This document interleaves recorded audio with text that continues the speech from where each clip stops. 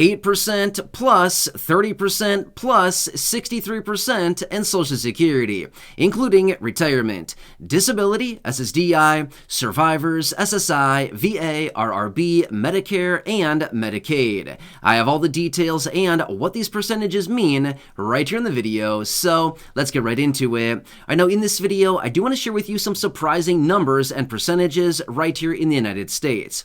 Now, as of recently, we did go through all of the debt ceiling drama. Now, obviously, as of right now, the whole debt ceiling drama has been fixed up. It was passed through Congress and signed by the president into law, so that is not anything that we need to worry about for the next couple years here until early 2025. However, I do want to talk about that for just a second here, and I do want to share with you all of these percentages that I just shared with you because this is actually a little bit surprising, and I want to break down the details for you to let you know what Congress and the administration were all up in a tizzy about when it came down to the whole debt ceiling drama, okay? This is actually pretty surprising. Now, as you all probably recognize, there is a federal budget right here in the United States, right? So every year, Congress comes together on mandatory and discretionary spending, and the federal budget is composed of trillions and trillions of dollars every single year. However, let me break it down for you really quickly. So, get this, because this is actually kind of surprising. 8% of the federal budget on an annualized basis goes to paying the interest on the $31.4 trillion of debt that we have right here in the United States. So, of the 100% of the federal budget each and every year, 8% of it is spent on interest payments alone, which, by the way, you might be thinking 8%, that's not that bad, right? It's actually hundreds of billions of dollars that they pay in interest every single year just on the debt. So that's a lot. Would you like to be on the receiving end of that? I would be, right? I mean, how amazing would that be, right? You can be on the receiving end just like a bank getting all of that interest, right? So anyways, I want to throw it out there really quickly. Now, 30% of the federal budget each and every year is discretionary spending. Now, I've explained this a little bit before in other videos, but think of it this way. Discretionary is basically like wants, right? So we all have needs and wants. We all need things. That is mandatory spending. And discretionary is more like the wants. Well, we want this, we want that. We don't really need it, but we want all of these things, right? All of us have needs and wants, and just like the federal government, they also have wants. Therefore, 30% of the federal budget on an annualized basis is wants or discretionary spending. More on that in just a second, okay? Now next, about 63% of the budget each and every year is things like mandatory spending on Social Security, retirement, SSDI, survivors, spousal, SSI, VA, RRB, Medicare, and Medicaid spending. 63% of the federal budget each and every year is spent on that, okay? That is mandatory spending. That is not something that they negotiate every single year. That is mandatory. They must do it. Just like I said before, we all have needs and wants. This is a need. This is not a want. This is a need. They must do this. This is mandatory, okay?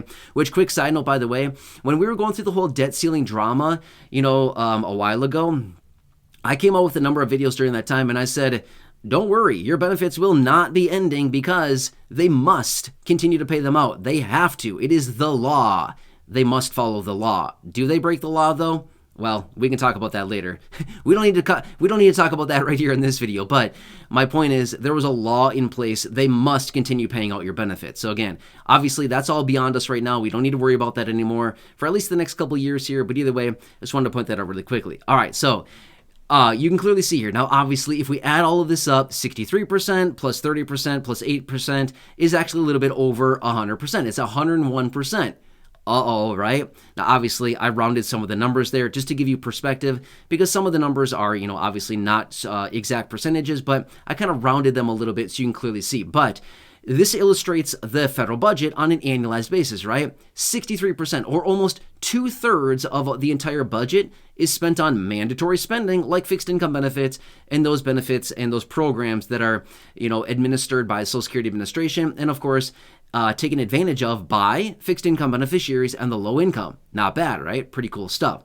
However, here's what it comes down to. Congress, they were all up in arms and they were all having a big old, drama fest about the 30%. That's what the whole debt ceiling issue was about. It was about the 30%. They were not talking about the 8%. They were not talking about the 63%. They were talking about the 30%. That is what they were talking about. That is what they were having such a hard time about, and that is what they were trying to negotiate, okay?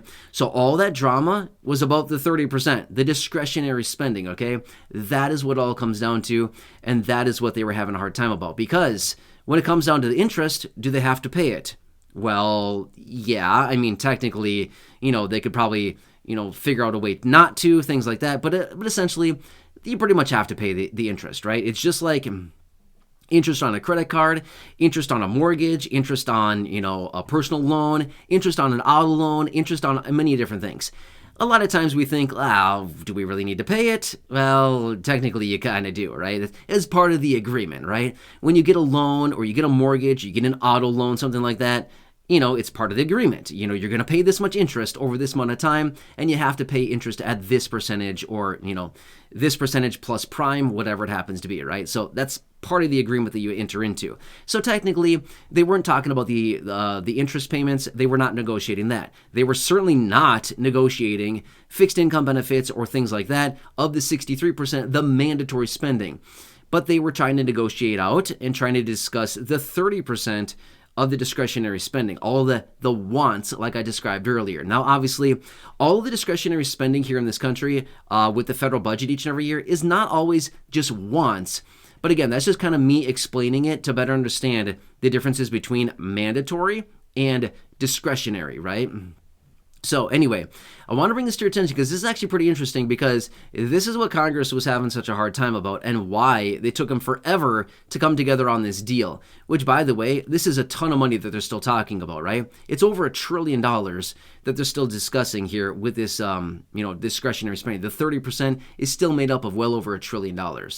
Anyway, but I wanted to bring this to your attention because I thought this was kind of interesting, and I want to break it down for you to let you know that even though, during the time of the whole debt ceiling issue, and there was a lot of people out there suggesting, benefits are going to be stopping, benefits are going to be ending, I was sitting right here saying the same thing time and time again, which was, no, benefits are not going to be stopping. No, benefits are not going to be delayed. If they are, they have bigger problems to deal with. And no, nothing's going to be changing with your benefit. It's not going to be less. It's not going to be more. It's not going to be, delayed. It's not going to be stopping. All kinds of things like that. I was here for you time and time again, breaking all that down, even though we had people that are high-profile people that continued to come out and say, look up, everybody, benefits will be ending. No, they weren't going to be ending. That's not happening. It's the law. They have to follow the law. Do we have to follow the law? Well, we're supposed to, right? So we're supposed to, and if we don't, we get in trouble, right? Well, the same thing goes for them, right? But they have a lot more at stake for them because, if they don't follow the law, then, there's like 70 million people that are being affected by that. So big stuff that's going on. Anyway, thought this was a pretty interesting report here. Oh, by the way, yes, I found this in a report here that I was recently reading about this because they were talking about the drama with the debt ceiling issue and what Congress is all talking about here, but this is what it all comes down to. So I just want to break this down because a lot of times we might look at this and wonder, what is the federal budget? What is all this spending going to? This is what it comes down to, right? So long story short, your benefits are like protected, okay? Your benefits are sacred stuff here. I know it might not seem like it. I know a lot of times we might think lawmakers are trying to take our benefits and reduce our benefits and end Social Security and all these kinds of things like this. They're going to have a really hard time doing that. If they ever tried to do that, they wouldn't be able to do it. It's not going to be an easy thing, okay? They can't. Not any one person in Congress, not even the president, can come out and say, we're going to end Social Security. They can't do that. Not happening. It has to go through Congress. In Congress, it needs to get a majority vote. Is it going to get a majority vote in Congress? No, not happening. Not these days anyway. Maybe at some point in the future, like, I don't know, 10, 20, 30, 50 years from right now, maybe we have a government that does that. But right now, it's just not happening. There's just no way that there's going to be that many people in Congress that say, oh yeah, let's vote on this thing. Let's end these programs. Nope, not doing it. Anyway, I wanted to bring this to your attention really quickly. Again, I just want to break down the budget here, what they were actually talking about, what Congress was wrestling around about, and that's what you can clearly see there, right? So anyway, I like to look at this kind of stuff. I like to understand the percentages. I like to know where the money goes. Where's our money going? Are our benefits protected? oh, our benefits are protected. Our benefits are protected like a fortress, right? And a little moat around it filled with alligators and piranhas. Pretty cool, right? I know, right? Can you imagine? And the drawbridge. I don't know. Now I'm picturing like a big old castle, surrounded by a big concrete wall and, the moat, stuff like that. Anyway, hope you're visualizing the same thing because it looks pretty cool in my mind. What I see right now looks pretty cool to me. You know what I mean? Think of it that way. In the middle of all that is basically your fixed income benefit. It's protected pretty well here. There's nothing really you need to worry about in regards to your benefits being disrupted in any way, shape, or form. So anyway, hope this one helps you out. Again, I'm here for you in any way that I possibly can be to help you out to better understand what's actually going on and anything going on out there in regards to your monthly benefit, like all those that I mentioned at the beginning of this video. Anyway, hope this one helps you. Again, subscribe down below if you haven't done so yet. Share the video with your friends, family, social media, and go back and check out any of the other thousands of videos here on the channel. Until next time, enjoy your day, take care, have a good one, and catch you again later.